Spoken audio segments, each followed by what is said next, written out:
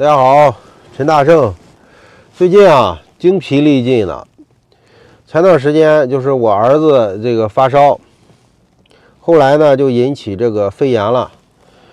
输液输了有4、5天吧。或者再紧接着哈，就是我女儿也发烧了，女儿还好一点，2、3天吧，就好了。好了也没敢让她去学校，就在家了啊。女儿好了之后呢，就我母亲又开始感冒了，浑身不舒服，浑身没劲儿，有个4、5天，4、5天好了之后呢，就麻烦就来了，就开始咳嗽了，天天咳嗽，而且是那种到夜晚的时候咳嗽特别厉害。可能他之前有过，他之前是哮喘，估计哈又引起那个变异性哮喘了。那个变异性哮喘啊，很难根除。上一次都是咳了，我感觉得有快接近1个月了，也没有合适的这个药物治疗。去医院的呼吸科，他们医生也是来回调药，但是效果不是很明显。包括到现在还是在咳。我媳妇儿前几天又发烧了，这个发烧好了之后呢，这是从昨天开始好了之后就开始咳嗽，尤其是昨天的时候剧烈的咳嗽，3、5分钟来一次。昨天一个晚上基本上没睡成觉，一直咳。今天一大早我带他去这个诊所，让人家这个医生去看一看。医生看了看，听了听，说肺部听着是有炎症的，开了点这个药，他自己配的那些药所谓的秘方嘛。他说吃一吃吧。他说这一次这个感冒就近段时间呢，大部分痊愈之后呢，都会留下来一个这个咳嗽。大部分都是人，包括诊所里，我看他们这个输液的那些患者也都是咳，都是这种情况啊。老人、孩子都是这样啊。这个诊所老板说啊，他说上一次这个新冠之后啊，大家普遍新冠之后啊，这个肺部啊，他说特别的脆弱，稍微有点这个流感呀、炎症啊，就容易引起更厉害的这个发烧而且呢就容易引起这个肺部疾病咳嗽就是其中之一了。这是这个诊所老板归功于上一次这个疫情之后对这个肺部引起的这个后遗症他的意思就是把这个肺给干报废了。哎呀，我最近也是特别头疼，也没办法今天早上带我爱人去，他给开了点药，今天吃了还好。这个诊所老板在我们这一块还是比较知名的他善于总结他说我给你母亲开的那个苏黄止咳，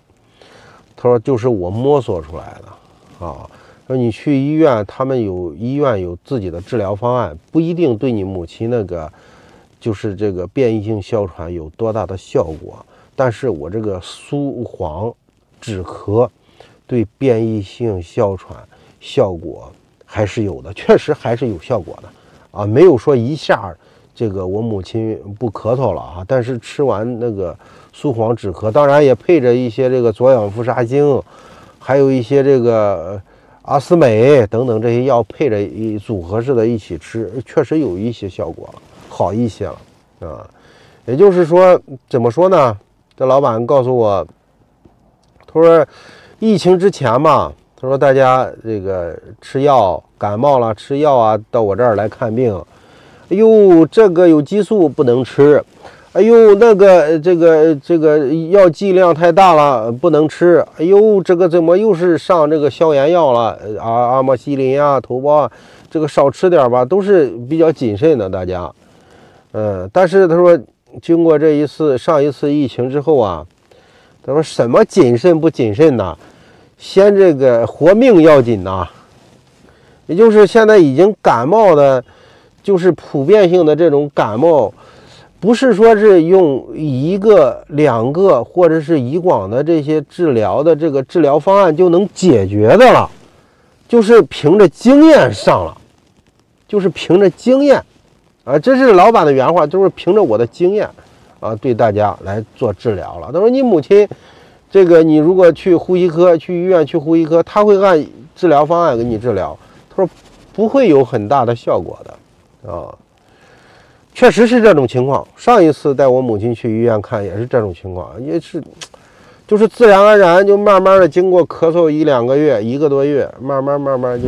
就不咳嗽了。他说这一次这个，他说我用的药到我诊所里来看病的这些患者，我用的药他说我跟你说实话，比医院用的药要好很多。他说医院用的药现在都是中选的，非常便宜，而且呢效果我跟你说实话不好啊，我最起码用的药不是中选的，比医院用的药同样的药里面药效要好很多的，是这种情况，是这种情况，也跟我们网友反馈的，还有就是我了解的一些这个情况确实很相似啊。包括近些年啊，中选的药很多，也有很多人在反馈，同样的药跟进口的那些原研药相比的话，效果很差，就是我们这个模仿的仿药效果不如意，很不如意，很不如意。也就是治疗的很多的这个同样的病，治疗来治疗去没有原研药的效果好，是这种情况。而且呢，也有医院的医生就推荐这个病号去外面买一些这个进口的，或者是买一些原研药来这个做自己身体的康复哈。为什么医院不开啊？是医院开不出来，确实是开不出来。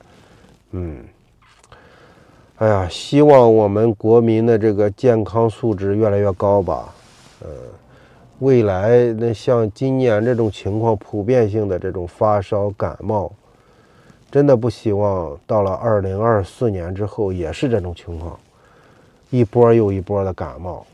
好吧，祝我们所有人身体健健康康的。郑州的天气这几天特别冷今年郑州夏天特别热，到了今年冬天之后，郑州的这个天气又特别的不正常。前段时间冬天甚至过上了夏天的生活，而且这几天有突然的降温，巨冷，零下10度左右，这是以往没有出现过的情况。哎呀，这个天气我感觉也乱套了。再见。